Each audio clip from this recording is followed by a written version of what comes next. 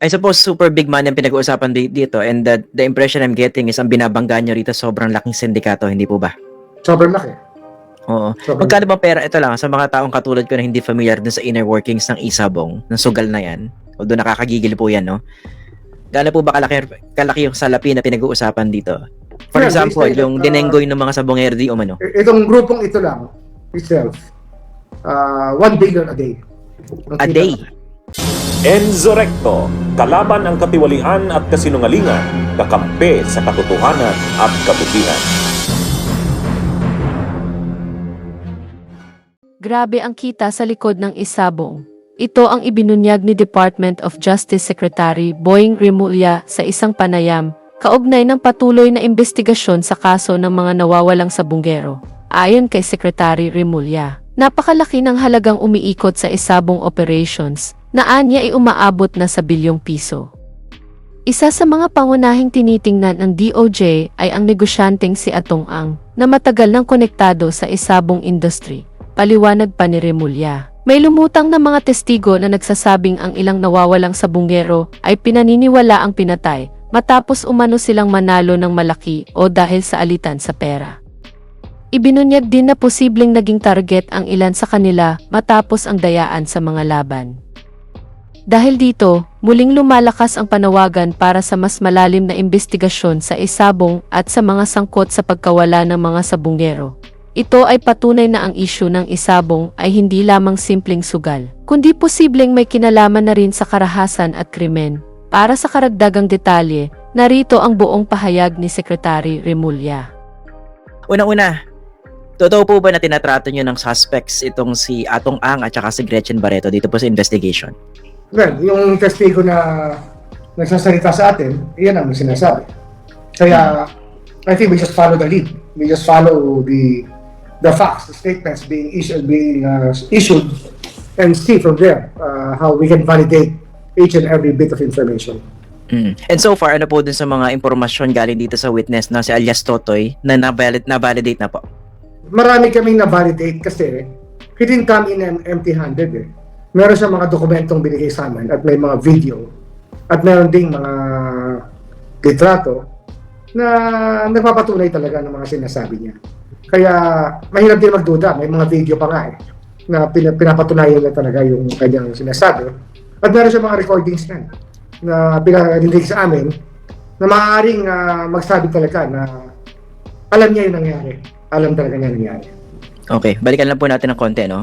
Kailan po ba lumapit o kailan nyo natuntong itong si alias Totoy? Paano po siya Bago mag-elections, siguro mga towards late April na yan.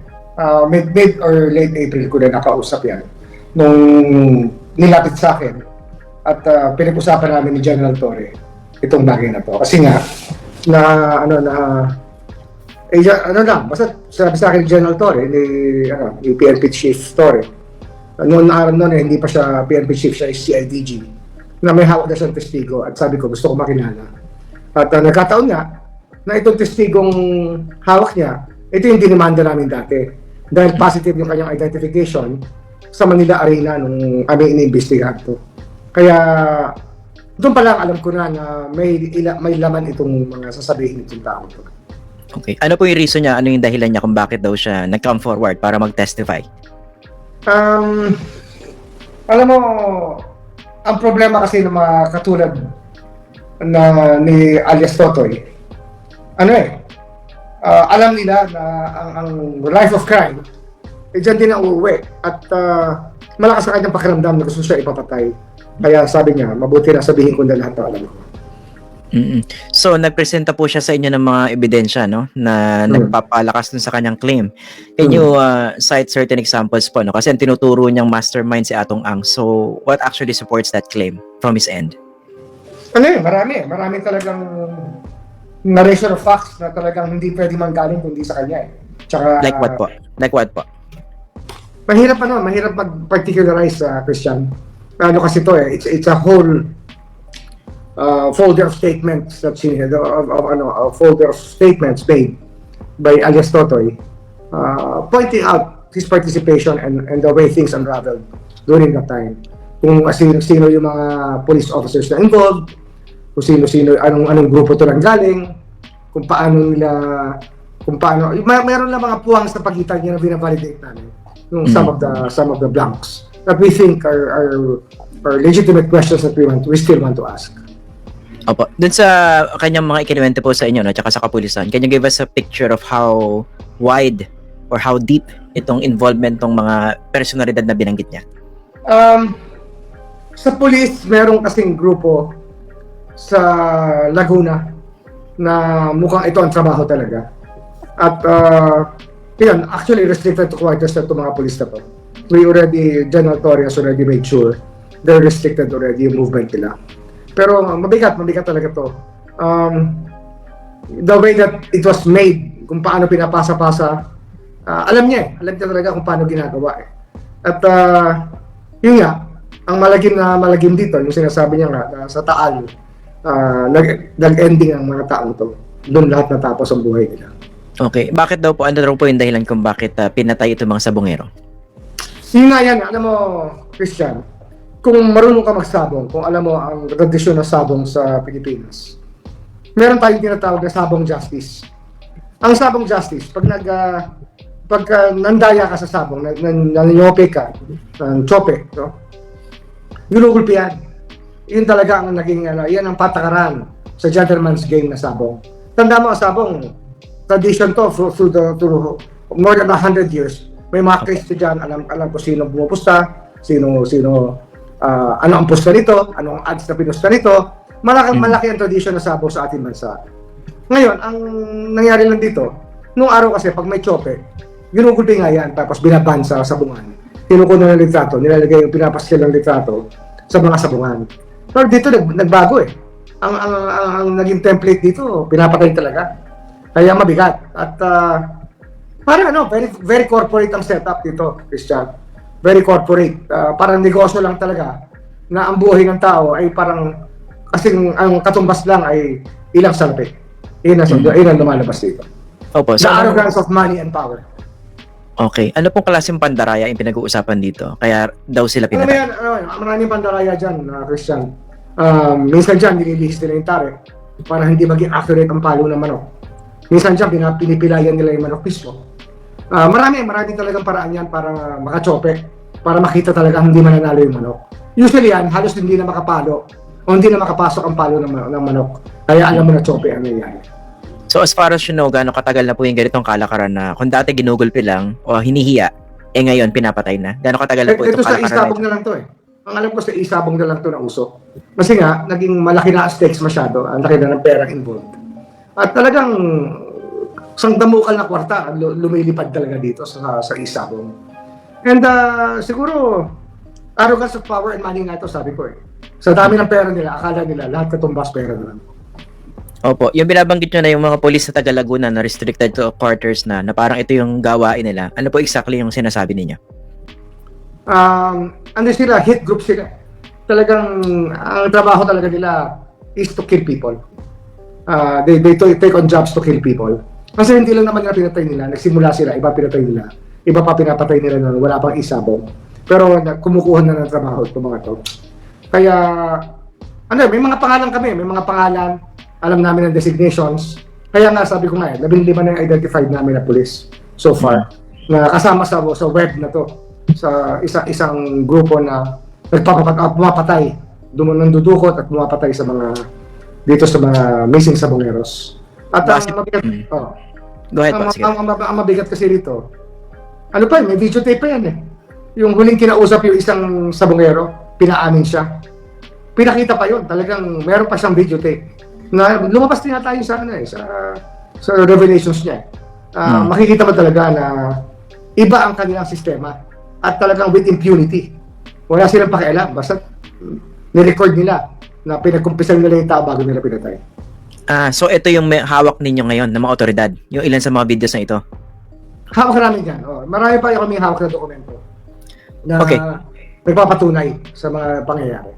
Bukod po dito kay alias Totoy, ilan pa po yung mga witnesses ninyo na nagko-corroborate ng kanyang mga binanggit? Iba-iba kasi yan eh. Meron kasi mga law enforcement angles yan nung araw pa.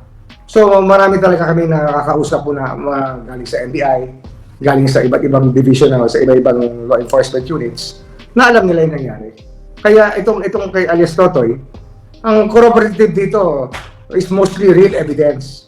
CCTVs, mga videotapes, iba-iba mga real evidence na sinasabi natin na pwedeng tangkapin ng korte. Kumbaga hindi siya dependent sa corroborating witness ng isa pang testigo dahil nandun yung facts.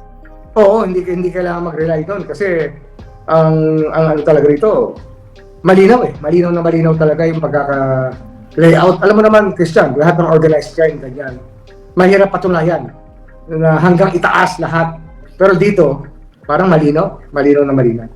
Okay. Gaano kalinaw po yung sinasabi niya na ang mastermind nitong pagkawala at pagpatay dito sa mga sabongero ay si Atong Ang? Hindi ko na pwedeng, I don't think I should be judging that now, Christian. Let the panel of prosecutors decide kung ano ang probative value ng evidence na nakalap namin so far. Kasi yan, talagang papaano natin yan, talagang case build-up is ongoing at talagang dapat dyan, yung panel of prosecutors will be ready to come up with the real findings and what cases should be filed against these people. Pero yun nga, as far as you know, how would you assess the accusation itself? How much credence are you putting? Very credible. I think that it's very credible. Nanggaling nga sa isang tao na insider. How about yung yung nababanggit na pangalan, na Gretchen Barreto? How credible naman yung accusation against her? Well, ano yan, mabigat talaga kasi Christian, if you, parang libro parang isang elaborate plot na merong mga tinatawag na alpha group. May group of 20 sila na nag-decide sa direksyon ng isabong nila at sila mismo alam nila na nagkakaroon ng patayan. Alam na nila. Kasi yung expenses na nililiquidate ginagamit pang liquidate ng tao. Yun ang lumalabas talaga. Okay, yung Alpha Group, group of 20, ano yung, sino yung, you don't have to name names, pero ano po yung composition? People associated with illegal gambling, mayroong mga politiko, mayroong mga, iba-iba to, mga tao to. May nabanggit yata kayo na based on news report yung dating local official po ba? Meron din, may kasama din. Ano yung kasama sa Alpha Group? Sa Alpha Group. How about yung, may binanggit kayo na hanggang sa husgado, may possible connection po, ano? Kaya meron kaming videotape, meron kaming tape na sinasabi na may connection sila hanggang Court of Appeals at parang nag-hint na pati Supreme Court may connection sila. Ibig sabihin, justice ng Court of Appeals at ng Supreme Court? Yes, yun, sinasabi nila may connection sila. Yung sinasabi do sa conversation na narinig namin, na pinarinig sa amin. Etong binabanggit ng mga justices, ano po ba ito, incumbent or tapos na yung termino? Incumbent. And nakipag-coordinate na po ba kayo sa CA at saka sa SC about this? Hindi pa. I-evaluate pa rin namin ang maraming bagay dyan. Pero ganun kabigat ang kalaban dito na talagang well-connected, marami talagang pera, marami talagang resources, the best lawyers, money can buy. At makikita mo naman, kahit sa PR stamps nila today, yung parang ba nag-roll out ng PR, talagang kargado na kagad lahat ng media. Kinakargahan talaga nila. Diba? Kita mo yung trappings of power na involved sa PR job na ginagawa nila. I suppose super big man yung pinag-uusapan dito and the impression I'm getting is ang binabangga nyo rito sobrang laking sindikato, hindi po ba? Sobrang laki. Oo. Sobrang Magkano ba pera? Ito lang, sa mga taong katulad ko na hindi familiar dun sa inner workings ng isabong, ng sugal na yan, although nakakagigil po yan, no?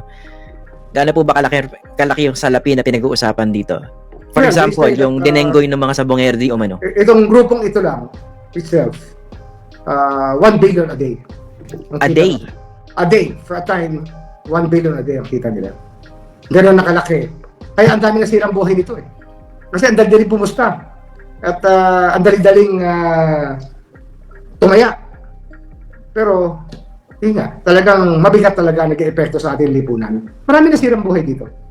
Opo. Ilang grupo yung pinag-uusapan natin dito? Sabi niya isang grupo lang, 1 billion a day ang kita. Ilang grupo po? Kasi meron pang ibang grupo yan. May Visayas group yan na nag-outcropping. At meron ding, basta meron pa ibang grupo na sumali. Kaya lang ito ang pinakamalaki, itong grupong ito. Pero yung average, ano ba yan? Nasa 1 billion ba ang kita ng mga grupo na yan? Or pwedeng mas mataas, pwedeng sa baba? All in all, lahat ng grupo involved. I would say that at least 2 billion a day. Ang Grabe, fuel a fee day. nila. A day. So, Christian, you're talking about, 1,000 people betting 1,000 pesos is 1 million. Diba? So, gawin mo lang, you just multiply the zeros. Hindi mahirap umabot sa 1 billion. Hindi mahirap umabot sa 1 billion. okay. Isa ko po Saka tanong, tuloy-tuloy ang sabot niyan, Christian. Walang katapusan niyan, umaga hanggang gabi. Hanggang madaling kaya ang dami na addict dito sa walang hiyang sugal na ito. No? Napakadaling pumusta. Ang tanong ko, Sir Gan, Ang marami nun, that time, nagkakaproblema pa kami nun sa BSP at sa ibang monetary authorities kasi parang hindi nila matanggap na dapat hawakan natin ng mahigpit ito pang mga payment systems. Parang sabi nila, basta it's business. Mali. Kasi dapat dyan, responsible tayo. Kagaya niyan, pag ang payment system ginamit sa child exploitation, ginamit sa child sex offense, ginamit sa exploitation of children in pornography, di ba dapat tinitigil yan? Ito pang isabok talaga, wasak-wasak ang buhay. Kaya nagka-problema rin tayo dyan sa mga payment systems, payment schemes. GCash has a lot to do with what happened in Isabok. masyadong dumali kasi yung pagsusugal. Exactly. Ang daling magbayad, ang daling pumusta, pero makikita mo talaga, ang dali rin maghirap at madaling masira ang buhay. Yung nga nakakagigil dyan yung social cost nitong sugal na ito habang kumikita yung iba't ibang mga sindikato tapos ito may mga pinapatay pa. Ang tanong ko po, sir, bakit umabot sa ganito kalala itong problema ng isabong? Naging permissive ang culture natin tsaka maraming involved na law enforcement Kaya malala ito kasi yung impunity nga, grabe, walang fear ang tao. Wala silang fear kumatay ng tao. At ang equivalent lang talaga niyan, bundle-bundle na pera. Yun lang ang nangyari. Kaya ang buhay, nakataya, literally, sa isang bundle na salapi. Yan po, mga kabunyog, ay ilan sa mga naging pahayag ni Secretary Boying Remulla kaugnay ng investigasyon sa Isabong. Grabe talaga, mga kabunyog, ayon kay Secretary Remulla. Umaabot daw sa 1 bilyong piso kada araw ang kita ng mga nasa likod nito, partikular na si Atong ang 1 bilyon sa isang araw. Tila nalampasan pa ang kita ng mga pinakamalalaking negosyante sa bansa. Dahil dito, hindi na rin nakapagtataka kung bakit may mga taong kayang isantabi ang buhay ng kapwa dahil lang sa pera. Nakakalungkot, pero sa ganitong mga operasyon, tila mas mahalaga pa ang tubo kaysa sa buhay ng mga sabungerong nawala at pinaniniwala ang pinatay. Sa kabila ng lahat ng ito, mahalagang manatiling mulat at mapanuri ang bawat isa sa atin sa mga isyong tulad nito dahil hindi lang ito usapin ng sugal, kundi ng hustisya at karapatang pantao. Hanggang dito na lang po muna ang ating ulat. Naway nakapagbigay kami ng bagong kaalaman at impormasyon sa inyo. Hanggang sa muli, mga kabunyog. Mabuhay po tayong lahat. Bunyog, bunyog, halikan na kasama ka. Bunyog, kapag buklod ay may pag-asa. Luzon, Visayas, Mindanao, isa ang pananaw. Sa bagong Pilipinas ang bunyog isisigaw. Bunyog.